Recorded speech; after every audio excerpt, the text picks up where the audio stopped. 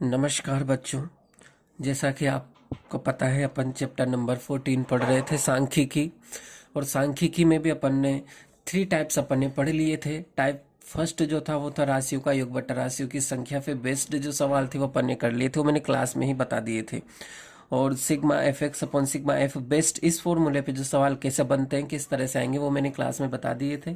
उसके बाद अपना टाइप थर्ड आया था कल्पित माध्य की सहायता से, और कल्पित माध्य की सहायता तक का अपन ने कोर्स क्लास में कर लिया था। तो उसके बाद जो माध्य पूछने की एक और विधि बाकी है वो है पग विचलन विधि, जो इस साल ऐड हुई है। इस साल के सिलेबस में ऐड हुई है, पिछले साल तक के सिलेबस में सिर्फ कल्पित माध्य तक ही था। तो इस साल ये ऐड हुई है, हो सकता है इस साल ये पूछी जाए एग्जाम में, और क्लास 10th की ये एग्जाम है तो इसमें पूछी जा सकती है। तो इसमें 3 टाइप्स अपन ने पढ़ लेते हैं। आज अपन पढ़ने वाले हैं पग विचलन विधि द्वारा माध्य कैसे ज्ञात करना है, वो चीज अपन पढ़ते हैं। देखिए, पग विचलन विधि कल्पित माध्य विधि का ही एक इम्प्रूवमेंट जो टाइप से वही है। एक तरह से वो कह सकते हैं कि कल्पित माध्य में थोड़ी संख्या लेंथी आ जाती थी। अपन जो कल्पित माध्य में निकालते थे डी वाला जो पोर्शन निकाल रहे थे, हो सकता है वो थोड़ा लेंथी आ जाता था, तो उसी का इम्प्रूवमेंट ये रूप होगा। इसी को थोड़ा किस तरह से आसान तरीके से अपन कर सकते हैं वो टाइप से, ये पग विचलन विधि से। और पग विचलन विधि का फॉर्मूला देखो, हर चीज का फॉर्मूला कैसे आता है, कहाँ से बनता है, कैसे बनता है, वो चीज मैं बता देता हूँ। और ये मैं बता चुका हूँ। तो आज मैं ये फॉर्मूला आपको सिर्फ यहाँ लिख रहा हूँ कि एक्स बार यानी माध्य कैसे निकालेंगे पग विचलन विधि से। उसका फॉर्मूला है एक्स बार बराबर A plus sigma F U upon sigma F into H. ये अपना फॉर्मूला रहने वाला है।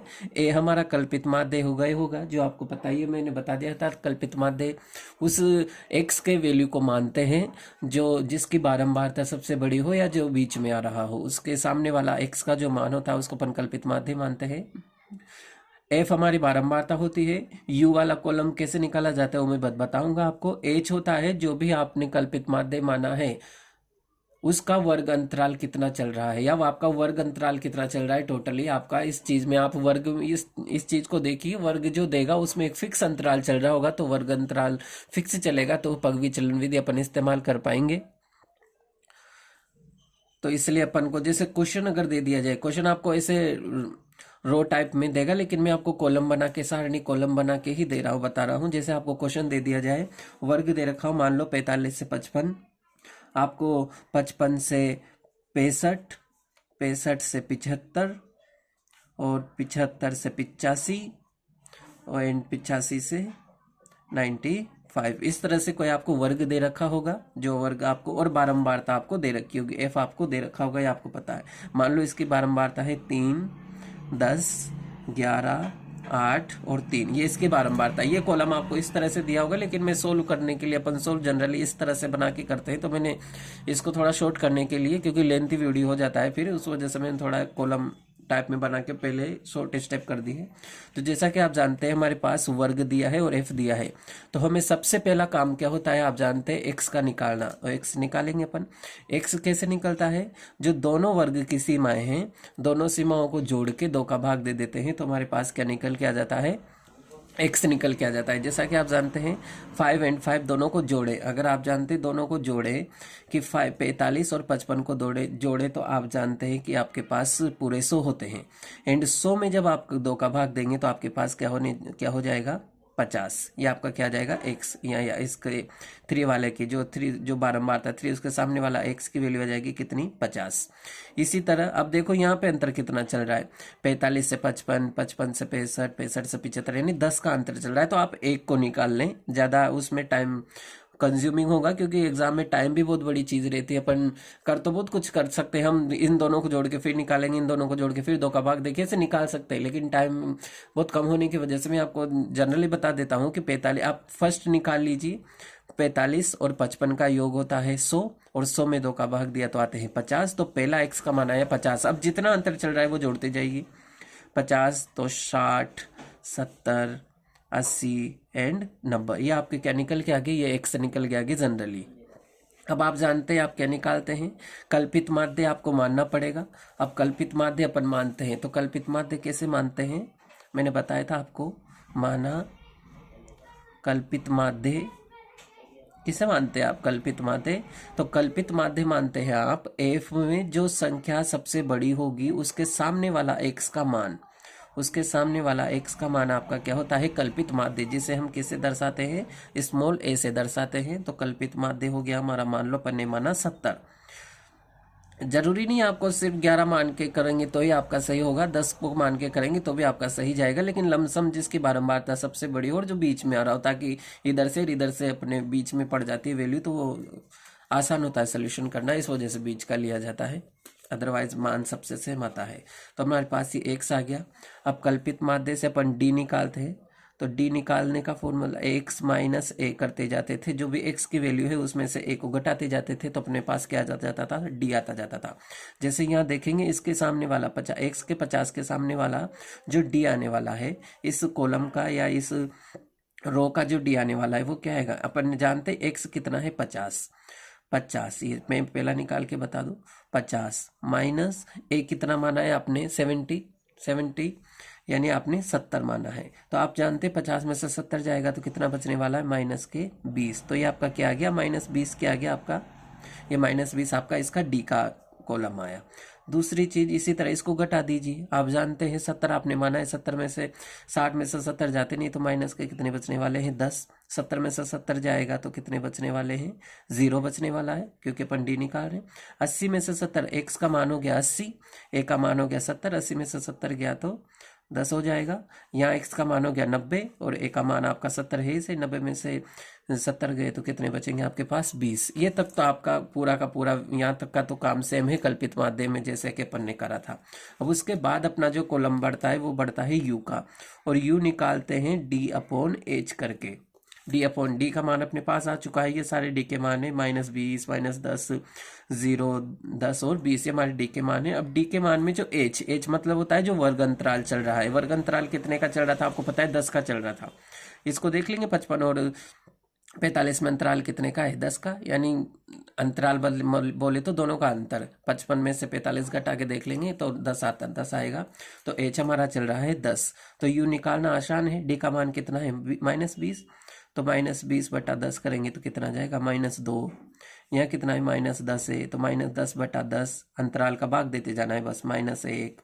0 में किसी भी चीज का भाग दो क्या आता है? 0। 10 में 1 का भाग देंगे, 10 में 10 का भाग देंगे तो कितनी बार जाएगा? 1 बार। इसी तरह 20/10, क्योंकि एज करते जाना है तो अपने पास आ जाएगा 2। ठीक है, इस तरह से अपने पास आ जाएगा। अब अपन एक कॉलम और बनाएंगे, जो कॉलम आपका होगा, इस कॉलम को अपन बनाएंगे क्योंकि अपने पास फॉर्मूले में, जैसा कि आपको पता है, फॉर्मूले में अपने पास एफ यू निकालना है, एफ इंटू यू करना है। ये और अपना एफ और ये आ गया अपना यू। तो अपन एफ यू वाला कॉलम बना लेते हैं। ये एफ और ये यू वाला कॉलम आपका मैंने बना दिया है। एफ को यू से गुणा करेंगे, यू की वैल्यू -2 है, एफ की वैल्यू ये 3 है, 3 को -2 से गुणा करेंगे तो -6 आते हैं। उसी तरह 10 को -1 से गुणा करेंगे तो कितने आ जाएंगे? -10 आ जाएंगे। 0 को 11 से गुणा करेंगे तो आपको पता है 0 आने वाला है। 1 को 8 से गुणा करेंगे तो 8 आएगा। 2 को 3 से गुणा करेंगे तो कितना आने वाला है? 6 आने वाला है। ये आपको पता ही, अपना क्या निकल के आ गया? एफ यू निकल के आ गया। अब अपन देखते हैं अपने पास फॉर्मूले में क्या क्या काम आने वाला है। ए हमारे पास कितना है? कल्पित माध्य होता है। ए जो अपन ने माने रखा है 70 रखेंगे।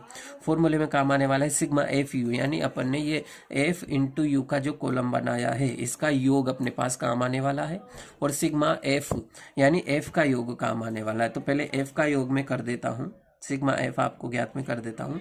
जैसा कि आप जानते हैं 8 और 3 कितने होते हैं? 11। 11 एंड 11 के जोड़ेंगे तो 22। 22 और 10 कितने हो जाएंगे? 32। 32 और 3 कितने हो जाते हैं? 35। तो आपके पास एफ का योग आता है 35। एंड अब निकाल लेते हैं एफ यू का योग। एफ यू में देखिए ये दो संख्याएं माइनस की हैं और ये दो संख्याएं प्लस की हैं, तो माइनस माइनस वाली को एक साथ जोड़ लीजिए, प्लस प्लस वाली को एक साथ जोड़ लीजिए, फिर देखते हैं कौन बड़ी है। जैसा कि -6 और -10 मिलकर कितने हो जाएंगे आपके पास? -16। -6 और -10 मिलकर -16 हो जाएंगे, और 8 और 6 मिलकर कितने हो जाएंगे? 14, जो कि प्लस के हो जाएंगे। यानी प्लस के तो 14 है और माइनस के 16 है, तो माइनस की संख्या बड़ी है तो माइनस का कितना बच जाएगा? -16 में से प्लस के 14 जाएंगे तो -2। तो सिग्मा एफ यू बराबर बच जाएंगे -2। 2। ये तो अपने पास क्या आया, सिग्मा एफ यू।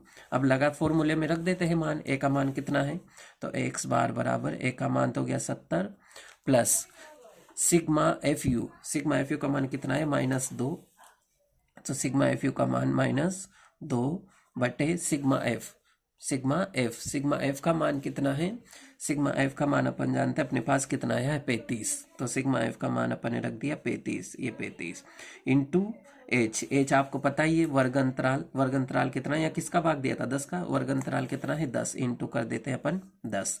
अब देखो इसको इस तरह से लिख सकते हैं, प्लस और माइनस मिलके माइनस हो जाएगा, 70 -2 बटे 35 इंटू 10, ठीक है। चाहे तो आप 5 से काट सकते हैं, 5 का पार्ट ऐसे कट रहा है, ये तो कट रहा है 2 बार एंड ये कट रहा है 7 बार, 7 पंजे 35 होता है क्योंकि, तो एक्स बार बराबर 70 - 2 इंटू 2 करेंगे तो 4 बटे 7, आपके पास आता है एक्स बार बराबर 70 - 4 बटे 7, तो एक्स बार बराबर आया 70 अब 4 में 7 का भाग दे देंगे आप, 4 में 7 का भाग देंगे आपके पास लमसम संख्या आएंगी 1, अब 4 में जब आप 7 का भाग देंगे तो आपके पास संख्या आएंगी 0.57, इस तरह से 5 या 7 लमसम 57 संख्या आपके पास आएंगी। तो जब अपन अब 70 में से क्या घटाना है आपको 0.57 आपको घटाना है, 0.57 जब आप घटाएंगे तो आप किस तरह से घटाते हैं,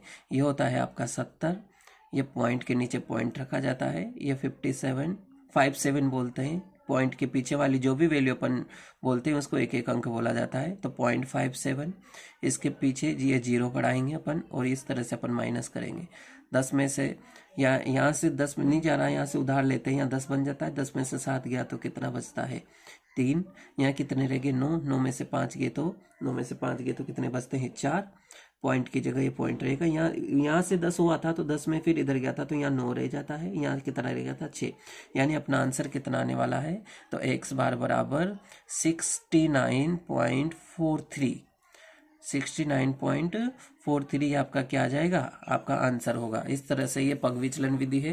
तो अगर ये यू से अगर यू नहीं निकालेंगे, यहाँ तक निकालेंगे तो ये कल्पित माध्य हो जाता है। यू इसीलिए निकाला ताकि यहाँ पे संख्या कैसे हो गई, शॉर्ट हो गई, तो इनको एक जोड़ना और घटाना ताकि आपका सिग्मा एफ यू निकालना आसान हो जाता है। इस तरह से अपन इस सवाल को करेंगे, आप देख लीजिए। और आज का सवाल ये कंप्लीट हुआ। तो 14.1 में आपके पास इन 4 टाइप्स से सवाल बनते हैं। तो 3 टाइप्स के मैंने कोचिंग में करवा रखे थे, ये 4 टाइप का मैंने अभी करवा दिया है। तो आई थिंक आपको सारे टाइप्स आ गए होंगे। आप घर पे बैठ के 14.1 की प्रैक्टिस कीजिए। जो अब आपको नहीं आएगा वो मैं बताऊंगा आपको, ऑफलाइन में आपको कोचिंग में बता दूंगा। लेकिन आज का ही आपका वर्क है, आप फ्री ना बैठे, इस सवाल को करें, एक बार बिना देखे करें, फिर इससे बेस्ट जितने भी इस तरह के जितने सवाल हैं उन सवालों को करें। ये आपके लिए बेस्ट रहेगा, क्योंकि आप बिल्कुल अब 10th के पेपर बिल्कुल पास हैं, आप बिल्कुल भी मक्कारी नहीं कर सकते। पढ़ते जाइए, क्योंकि सफलता सिर्फ पढ़ाई मांगती है, मेहनत मांगती है। इसी के साथ धन्यवाद और पढ़ते रहिए, और अपने दोस्तों के साथ भी शेयर कर दीजिए ताकि वो भी पढ़ सके।